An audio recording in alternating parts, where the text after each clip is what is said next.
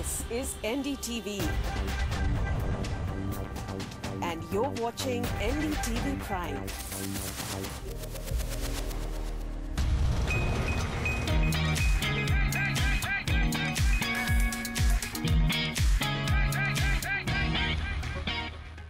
Welcome to a brand new episode of CMB Bazaar Buzz. I'm Siddharth Vinayak Partnkar. We'll get started with looking at what's on today's program.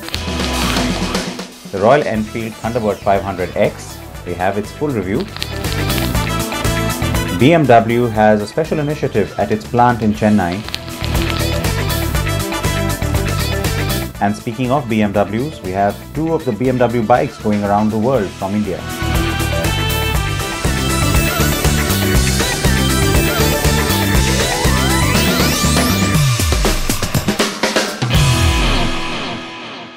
Now, Royal Enfield has relaunched its Thunderbird with a little bit of a difference. Yes, of course, there are certain changes on the bike, and it's also changed in terms of its overall appeal. But is it enough? And what other details about it do you really need to know? Preetham has spent time with it. Here's the review.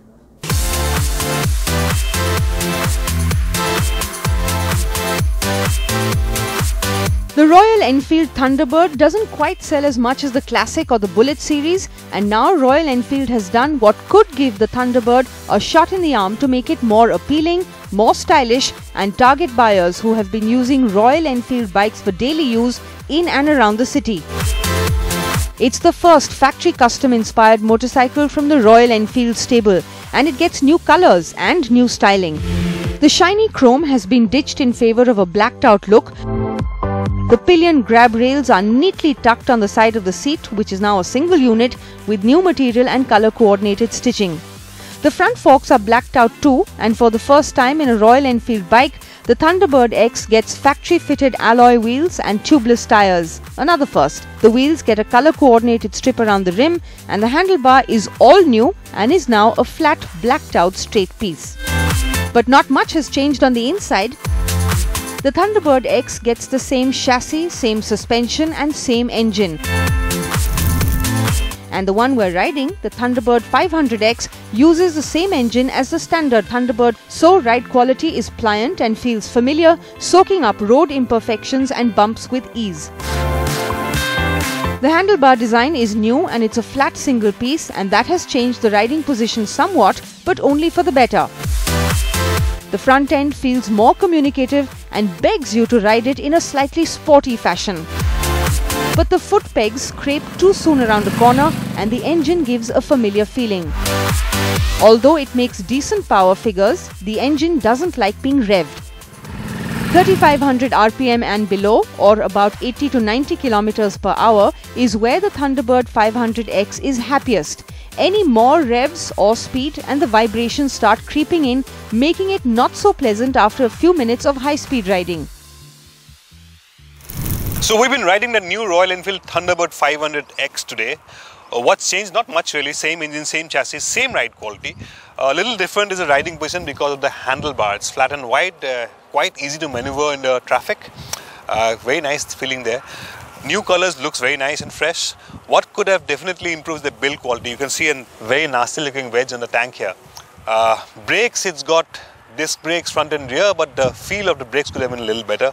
I hope ABS is offered. No ABS offered as yet. I hope Royal Enfield introduces ABS soon enough. Better brakes could have been better. Overall, it's the same Royal Enfield Thunderbird 500, but with new looks, new ergonomics and fresh appeal. At heart though, the Thunderbird 500X is still the same Thunderbird with all its qualities and character. It's not an upgrade performance-wise, and it doesn't get any new technology to speak of except for the tubeless tires and alloy wheels. Priced at just under 2 lakh rupees, the Royal Enfield Thunderbird 500X is around 7 to 8,000 rupees more expensive than the regular Thunderbird, but with the restyled design and attractive new colors, it still makes for a close look. More so if you are a Royal Enfield fan.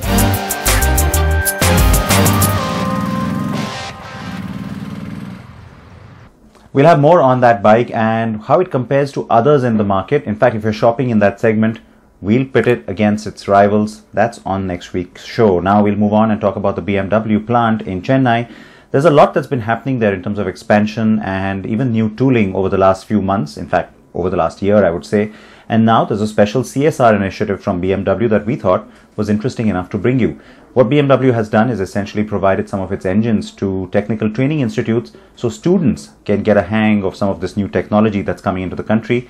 Here are more details. Amaya Naik went down to Chennai to bring you. It has been a great 2017 for BMW India in terms of sales, as it has seen robust growth of 25% as compared to 2016.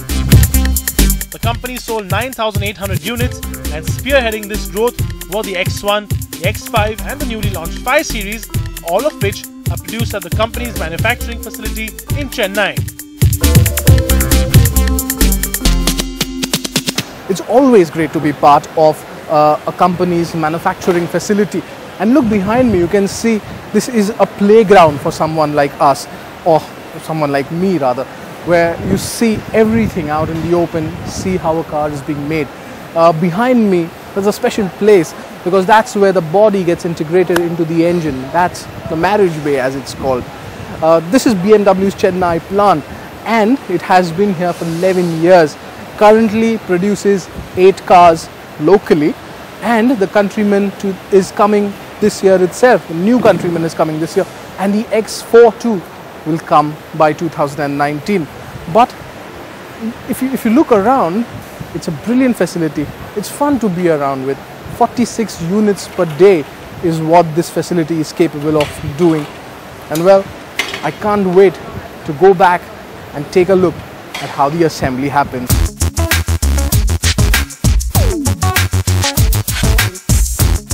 Currently, the company assembles 8 models at this plant, and there are 2 assembly lines which put everything together, and it takes a lot of time, effort and skill to make this happen. And skill is exactly what the auto industry needs at this point, with fast changing dynamics of the market. To promote and improve the skill set in India, the company launched an initiative which will see it provide 365 BMW engines and transmission units for learning purposes to engineering and technical institutes at no cost. And who better than the master blaster Sachin Tendulkar to initiate the proceedings?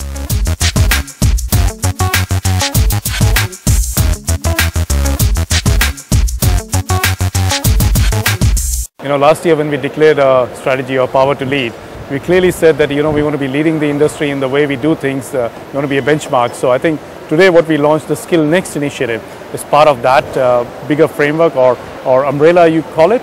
But this one is not aimed towards any commercial realization. This is more towards developing the skill set in India, and that's why we call it the Skill Next initiative, part of our next 100-year strategy as well. So what we're doing here is, what we've seen is that, the premium car space, if you look at it in the last 10 years, since we entered, we've seen a lot of growth in the market. We ourselves have sold around 70,000 cars in the Indian market till now. And when I look at the spread of these cars, it's not just limited to metro. It's also in, emerging towns like the tier 2 and 3 towns. And then when I look at the educational institutes that are training our engineers and the technicians, and when I look at the technology they're working with, they're still working with really outdated technologies. So there was always this need for us to see whether we could bridge this gap in this, what's required in the market and what's actually happening in our educational institution. The handover of demonstration units will be done on a first-come, first-served basis after new undertakings are submitted by the institutes. The undertakings will ensure that the engine and transmission units are used inside the laboratories on campuses of the institutes and for learning purposes only. The engines in question here are the BMW twin-power turbo inline 4-cylinder diesel, and the transmission is the 8-speed step-turning automatic, both of which currently do duty on a whole bunch of cars from the company's stable. It also plans to hold workshop where BMW's professional trainers will guide the students about the technical aspects of the power plant, as also conducting practical sessions for a hands-on approach.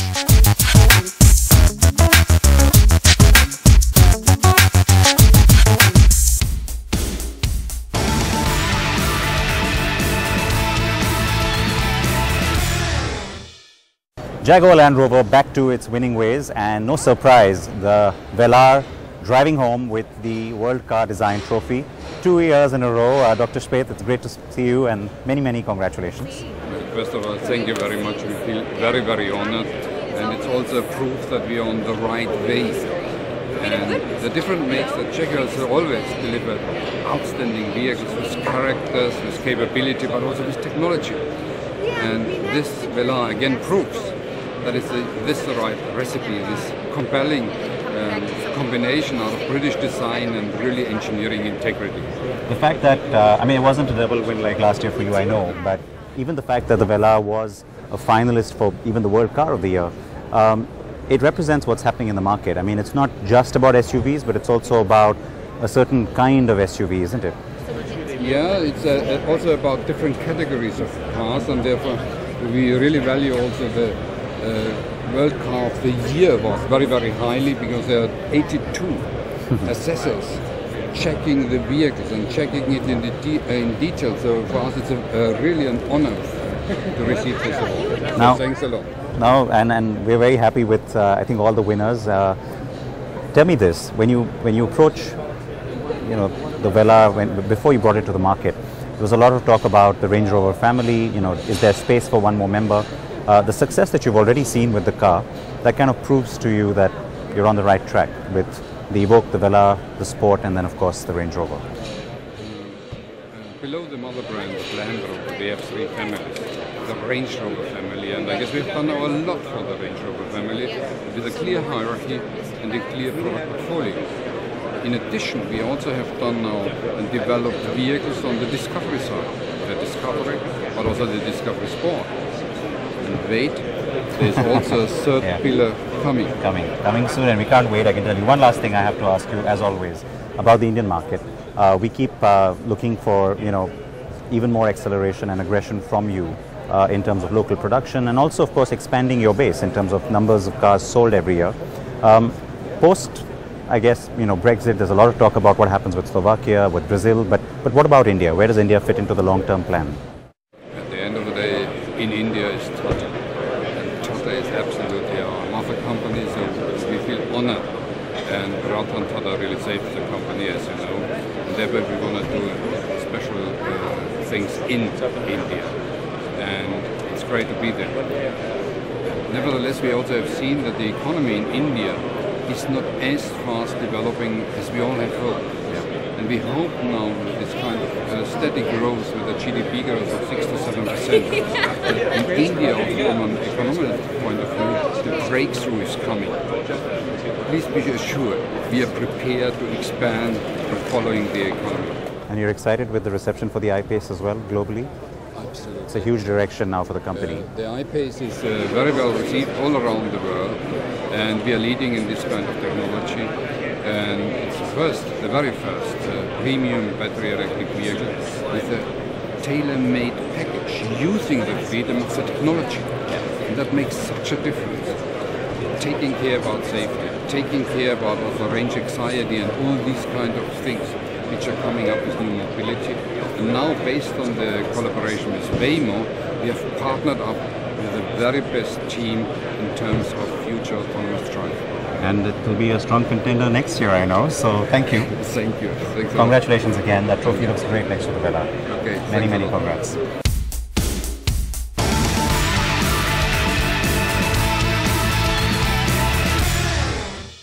Time for a short break here on Bazaar Buzz. We come back with more, including answers to your questions. Keep watching.